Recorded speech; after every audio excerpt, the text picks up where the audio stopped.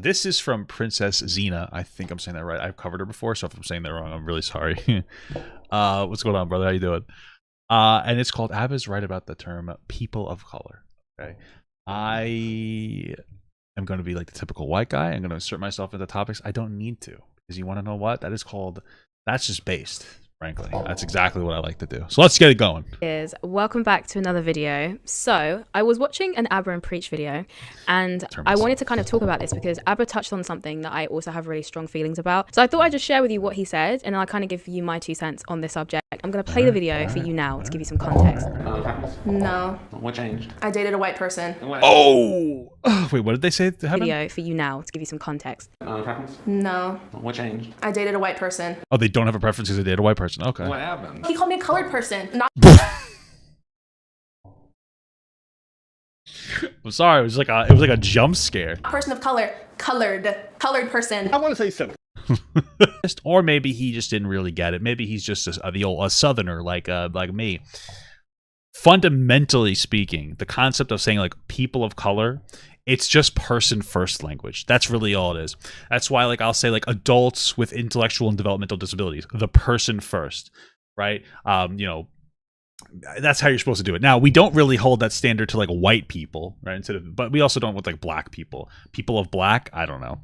But that's like the concept is to put the person before the identity, which is frankly something that I think people need to do more nowadays, especially people on TikTok, okay, where it's like, oh my God, I'm fat, or I'm non-binary, or I like furry stuff, or I'm a this, or I'm a that, or something edgy as well. I don't know. And they like that's their whole identity. Their entire identity is like this one thing, and then they come second. Like I am a fat person, but I'm a person of fat, but that's like not the main draw to me. Like I'm a person outside of that identity, and so like that's kind of the fundamental concept there when it comes to being that. That's what like the language comes from. Maybe it's just me. No. Maybe it's just me. How do y'all feel? You use the other accent. Hold up. How do y'all feel? Let me ask one. Tell me. When someone approaches you and they say, "Oh, you're a person of color," don't you feel a strong innate desire to spit in their face? Well, why would you approach somebody and say you're a person of color? Like when you're on a one-on-one level, there's literally no reason to ever call somebody a person of color. Okay, person of color is like a broad thing when we're talking about. It's like, people of color have an issue with systemic racism. Okay, but you walk up to a guy in the grocery store, "Hello, person of color." Like that's just weird and condescending. There's no reason. This is what I'm saying. There's no reason to ignore different issues that impact different groups of people. So like, it's just weird. Like calling somebody a person of color can come off as just condescending in general. But like when you're talking generally, that's the whole concept. Because that's a term. That's what they use. Who's they? Well, non-binary people. Who's they? Often they. We're people of color. Oh, poof. They say P. If you want to be super woke, you're actually supposed to say BIPOC people, so Black, Indigenous, people of color, because historically there's issues where Black people get crowded with other people of color, and then those people of color perform better, but Black people don't perform better, and it's a way to kind of like say, oh, well, everybody like the model minorities, the Asians are doing better, people of color are doing better, and then like you categorize Black people into that when like Black like systemic racism may not actually be getting taken care of. I'm sorry, I'm like burnt out. How do you do, person of color? POC, BIPOC, in the news, out there. Yeah, and they're the worst people. And black. I think that you'd have the same reaction if somebody called you a colored person too if they first met you. So. And they always the worst people. And black people use that shit too. Trust. Oh, listen. I don't listen. In all my years of living in the States, I ain't heard no niggas ever say people of color. The BIPOC. You know who it is? It's the liberal, left-leaning weirdos who say that kind of shit. People of color. What do you say? I say black people. Yeah, I mean, I guess that makes sense. I don't like this whole lumping of everybody who isn't white. People of color. Think about that. That's large as They pretty much LGBTQ'd us. It's kind of right. That's actually a little funny. Oh, it kind of got me. I have to time you off for that. Okay, all right, I do. I know that you didn't mean poorly, but you can't say blackies. All right, relax. That was a little funny. That's what they did. You didn't. They did. And like, yo, let's keep it a stack. If you've ever lived in America, the racial groups don't like each other. No, it's very kind of true. So why people of color, like there's some kind of ally shit. It's kind of true. That part is like, listen, I'm not trying to be that guy, but like everybody was super fucking racist when I worked at my job. Not super racist, but like everybody's like, oh, this fucking black guy, this Hispanic guy, this, that. Listen, I stayed out of it. Okay, the young white guys did. The old white guys, well, they might have. People are crazy. Okay, and frankly, black people took the most of the racism. It's pretty fucked. Sorry, that has not been my experience in this state whatsoever. This is what it felt like. Defaults, others.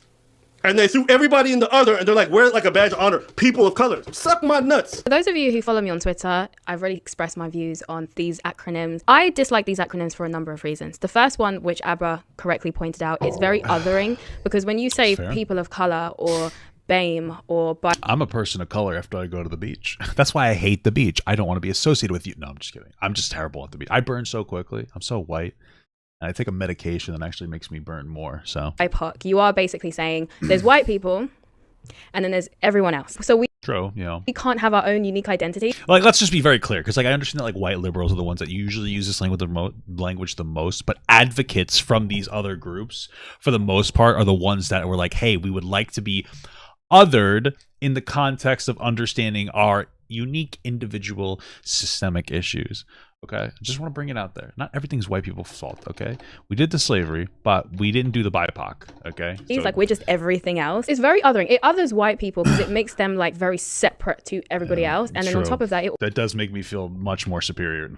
Also others the rest of us, because it's like we don't get to have our own unique identity. We're all just kind of lumped in together and just made into this like group, and I think that's terrible because you can't. Guys, I'm tired.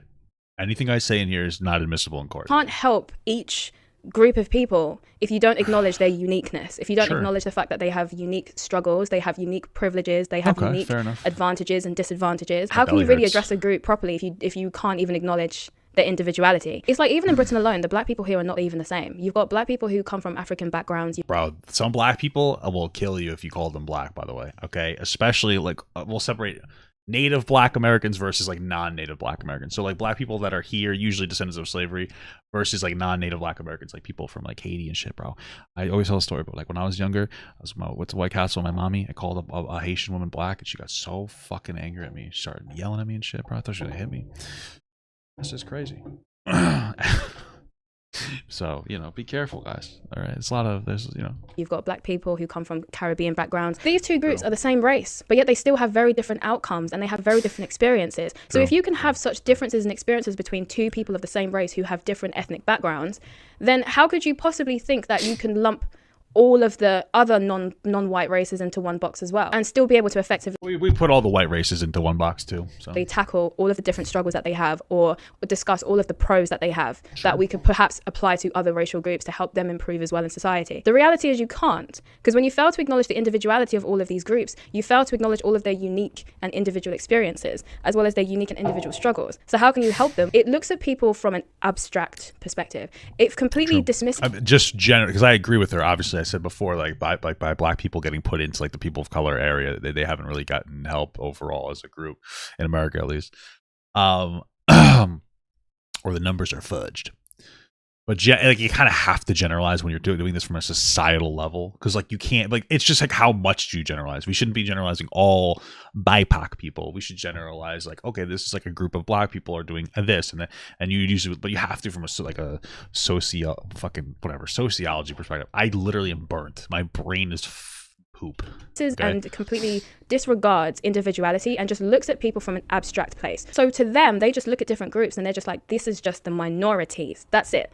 Minorities. Or these are just black people. These are just Asians. They don't acknowledge the different Asian groups. They don't acknowledge the different black groups. And when we look at the differences between these groups, it highlights why acknowledging their differences is essential. For example, Asians in the UK have disparities in terms of their earning as well as their home ownership. For example, 41% of Indian households earn £1,000 a week or more. Yeah, it's interesting because Indian people are considered Asian, but like if you break it up more, like I don't remember, I think it might be Korean people or Chinese people, like tend to perform really like well in the United States at least. But then if you break it down more, apparently there's a bigger disparity between like the highest and the lowest earners like of Chinese people in America than like any other group. It's so bizarre. Like these things are so complicated.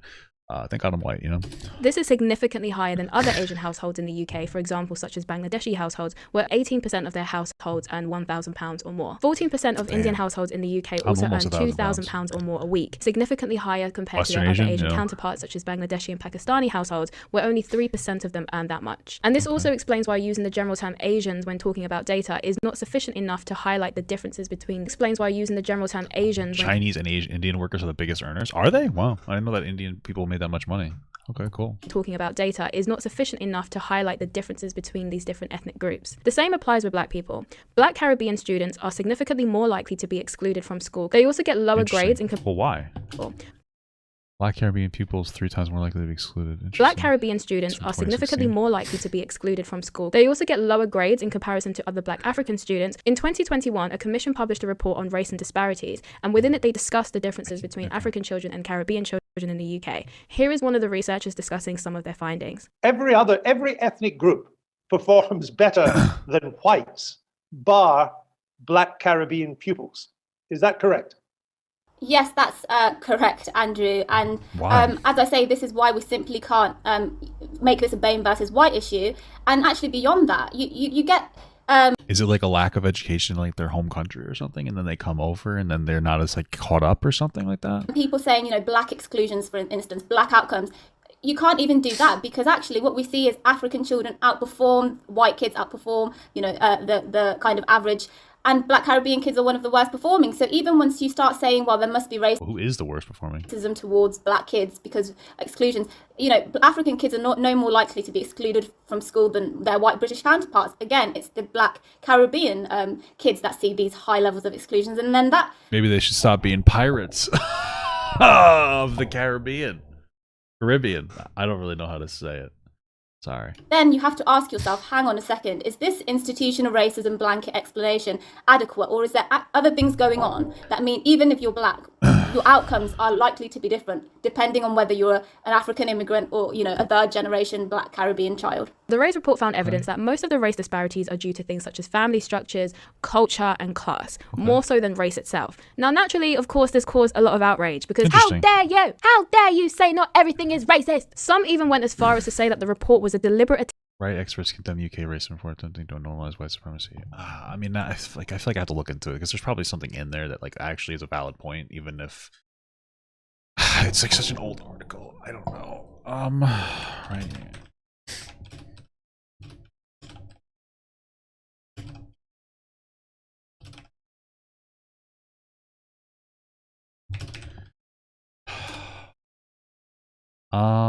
Let's see. We can read through this from 2021. Let's see. Let's read through it a little bit. In 2021, it's stunning to read a report on race and ethnicity that repackages racist tropes and stereotypes into fact, twisting data and misapplying statistics and studies into conclusory findings, and ad hominem attacks on people of African descent. The UK, let's see, group of finding experts on people of African descent said in the news release. The UN working group of experts on people of African descent. Like, I hope that's not black. I hope it's black people doing that. The report presented on March 31st by the Commission of Race and Ethnic Disparities, which was set up by the UK government after the Black Lives Matter anti-racism protests erupted across the world.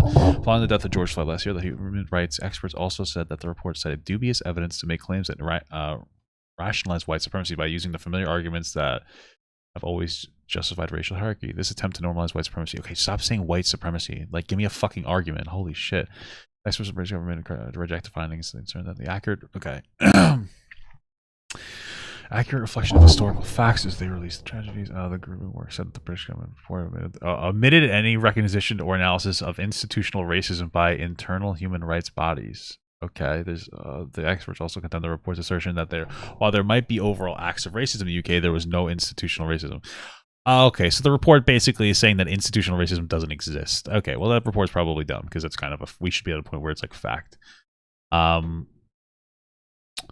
Okay. Represents enough. I don't feel like reading this entire thing. Whatever. Let's just move forward. Attempt to normalize white supremacy, and that it was likely coordinated by white supremacists. Here are the researchers who were behind the report. Look at them. They're just oozing with white supremacy. They're practically dripping in it. I bet they only eat white rice and white bread, and I bet all their walls are white. I bet they only buy white bed sheets. Exactly. This way, if somebody breaks into the house, you don't know where I am because I blend in with the wall.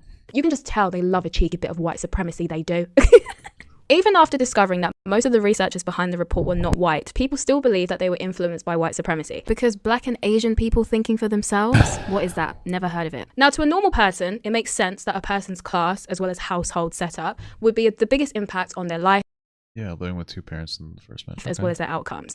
But because it doesn't fit the narrative, it's shunned as a white supremacist talking point, despite the fact that... It depends on how you say it. I have no idea how they said it. So, but like, you know, there's a difference between like, it's hard to talk about cultural impacts on particular groups because some people will use like culture as a dismissal point. So like a lot of people, like if like you look at Black people in America, right? Generally speaking, okay, not the Caribbean ones. Specifically, actually, if you look at Black Americans that were like descendants of slavery in America, they tend to underperform, right? And we know it's because of systemic racism, a history of systemic racism. The problem is that history of systemic racism has had a negative impact on like the poor areas from a culture perspective. They don't value school as much. It's unfortunate. I think Thomas Sowell talks about how like some of the mentality, like it's really just like general like Southern culture of like not valuing school and like a lot of other things. And so they'll say like, oh, it's just a cultural thing, and they'll move on to like Black people are basically responsible for all their own shit. But that's not true. If I could say like, oh, there might be some cultural issues that come from systemic racism, and now we have to combat them. Like that's obviously me not trying to be dismissive. So it's one of those things where sometimes people will take a fact and they'll put it in a way, but they'll use that fact maliciously, and that's possibly what's going on here. What the report found regarding single-parent households has been well documented. Even Obama, who most would not consider to be a white supremacist, has even discussed the impact that households have on the outcomes of children. Last year, there were 443 murders with a firearm on the streets of this city. Damn. And 65 of those victims were 18 and under. Damn. So that's the equivalent of a new town every 4 months. No law or set of laws can prevent every senseless act of violence in this country.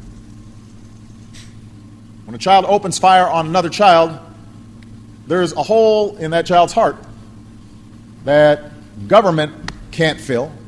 Only community and parents and teachers and clergy can fill that hole. There's no more important ingredient for success. Nothing that would be more important for us reducing violence than strong, stable families. Which means we should do more to promote marriage and encourage fatherhood. Based. He's not red pill. This is the real top G. And part of it's welfare, bro. Like, I believe in welfare programs, but I feel like our welfare is fucked. It puts people in a trap that says if you get married, you lose your benefits. If you go to work, you lose your benefits. If you do this, you lose your benefits. It's very difficult to get back onto it.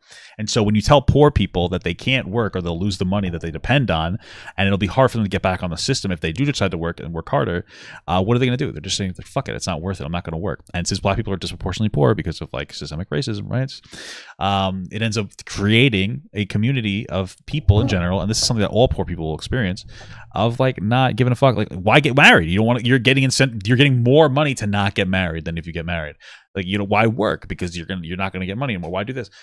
There's so many different issues. We need to reform the welfare system. That's why I always talk about the universal basic income, because like at the very least, it's just, instead of specific benefits, it's just money, and you won't come off of it if you start working.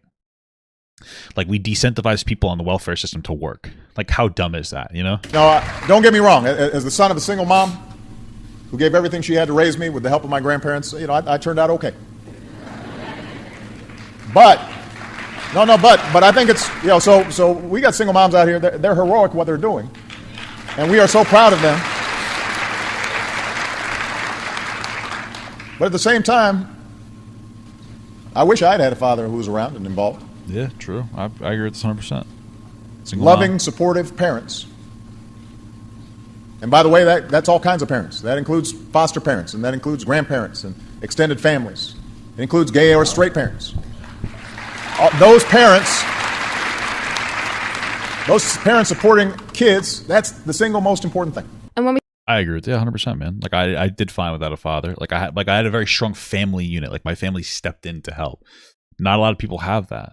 That's one of the problems. So we start to understand this information, we start to be able to make sense of the racial disparities. Indian households have the least broken homes. They have the highest rate of two-parent households. So when you accompany this with a lot of their core values, is it any wonder why... Indians own more properties in the UK than the English. They do so well and have such great outcomes. So one thing that you have to include when it comes to India, and I don't know this in the UK or whatever, I could be wrong, but in America, a lot of times we'll take people that are like doing really well in their country. So like one of the reasons why like I think it's Chinese people like do so well in the United States, or Asian people in general, I guess, because I guess Indian people probably do too, is because we take the good ones, we take the ones over, the ones over that are already doing well, that already have money, that come over with money, they've already had access to education for their kids, and they come over with like better outcomes already, instead of just taking like general people. So something to keep in mind as well is that these individuals probably were doing really well in their own country, and then we took them because we're like, well, they want to come over here, and if we're only going to take so many, we're going to take the ones that have the best outcomes already. It's also a factor as well. It is a culture thing, sure, for sure, but it's also one of those things where a lot of like white countries will accept people that are already doing pretty well. It's called like the brain drain or something, where you take like all the best of a community and they can't like help support the like people that aren't the best. And every community has that. Okay? Even white people have that, guys. That's why everybody in Italy is fucking worthless, because we got all the good ones. As if you can get a good Italian person, right? But that's why Greece and everything is so poor. Just fucking around a little bit. But yeah, it's a real thing. Especially when we contrast them with the demographic that has the highest rates of single parent household, which is the Black Caribbean children, which have higher rates of school exclusions and also achieve lower grades. And this is why I get frustrated when people make racism the only thing that we talk about when discussing Black issues. The real question should be, why are our families not staying together? Why are there so many broken homes in Black communities? How do we fix that so that our children can have much better outcomes? These are the type of conversations that we really should be discussing if we actually want to start making improvements within Black communities across the UK. But overall, my point is, when you look at people as abstracts, that's why you create these acronyms like BAME, POC, people of color. But the problem is, people are not abstracts. We're individuals. We have individual experiences. You don't acknowledge the individuality of different groups. You don't acknowledge the individuality of individual people. And so therefore you think you can just lump them all in and do a one-size-fits-all rule. And that's how you fail people. Because when you continue to look at people as abstracts, you fail them every time, because there will always be people who fall through the cracks because your viewpoint is too narrow-minded to see all of the people who don't fit into your perfect ideological box. I don't know why anyone would think it's progressive to erase the individualities of minority groups. How is that remotely progressive? Again, just to be clear, like, it's not like there's this targeted campaign from progressives to try to eradicate BIPOC people. It's more of like, generally, when you're dealing with a society of people, you have to generalize to a certain extent. And from like, generally speaking, the term BIPOC is, I think, fine. The problem is that like, you shouldn't call a Black person a colored person or a person of color to their face, like on an individual level. If you're in a classroom and you're having a conversation about like a systemic conversation about like society, like it makes sense to say people of color, or really Black people also makes sense. But individually, you shouldn't be saying this shit. The problem is that we have like some really annoying people on the left, and there's annoying people on the right too, but that'll constantly like virtue signal using the term BIPOC and act like their fucking shit doesn't stink, and people are frustrated with it. And so there's an association with like these words that are good overall with annoying 15-year-old girls on TikTok. It's boys too, guys. I'm sorry, okay? But that's what it comes down to. I'm just going to completely erase all of your individualities, and I'm just going to call you BIPOC. I'm just going to call you BAME. I'm just going to call you POC. I look forward to the day when we move past these acronyms, because I think that they're not helpful. And Abra and Preach, I know they were joking around, but even with the LGBTQIA plus acronym that they kind of reference, I've seen a lot of people also say, like people within the LGBTQ plus, say that they are tired of this acronym. Are there some people who appreciate having LGBTQIA plus be a thing that exists? Do they feel like it helps them be seen, or their friends be seen?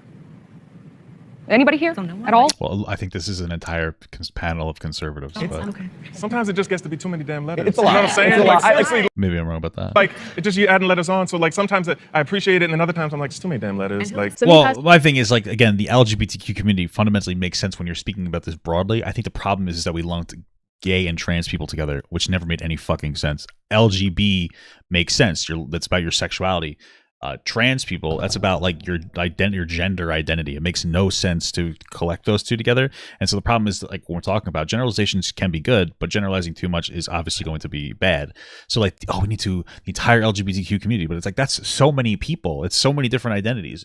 Really should just kept it to like, really doesn't even need to be gay. We don't even need the LGB. It could just be gay and trans. It could literally just be like fucking Dragon Ball GT, guys. Gay, trans, two different communities. Because like why do we need a lesbian for women and gay? Like, you're gay. You know, even bi people, you're just kind of gay. You're either gay or kind of gay. All right.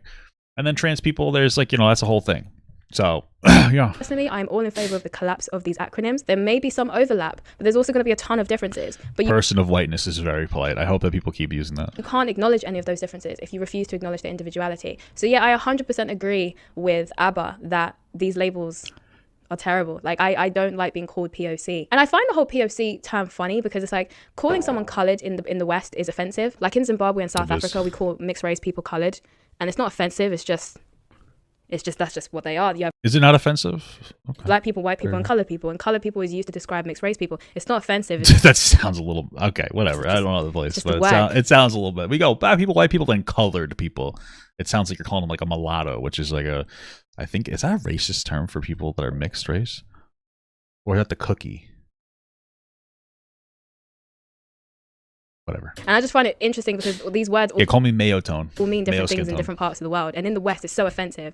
But yet, person of Mayo. Somehow, person of color isn't offensive. I think someone tried to explain to me that the reason it's person of color is for the same reason why we say people with disabilities, because people usually say disabled people. It's person first language, yeah. But then people were like, no, you have to put the person before the disability. Yeah, that's it. So therefore, it's person with disabilities, and so that's why it's people of color, because they were like, no, you have to put the person before the skin color, so it's people of color. And I just think you're just long-winded. You're all very long-winded. I don't see why are we doing this?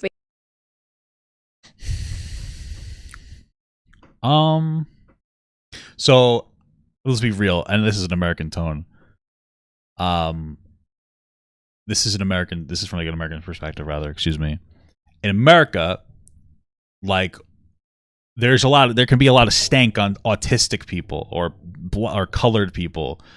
And so because of that, there was like a movement to be like, hey, let's kind of normalize putting the person first. Is it longer winded? Sure. But it's like a matter of respect because people were putting some stank on those words. Nowadays, it's not as bad.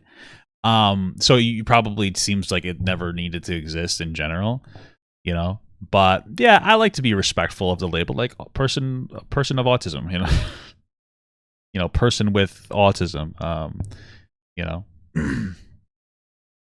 But that's it for this video. I would like to know what your thoughts are. Do let me know what you think about these acronyms. Maybe you are part of the LGBT yourself, and I would like to know what your thoughts are on the acronyms.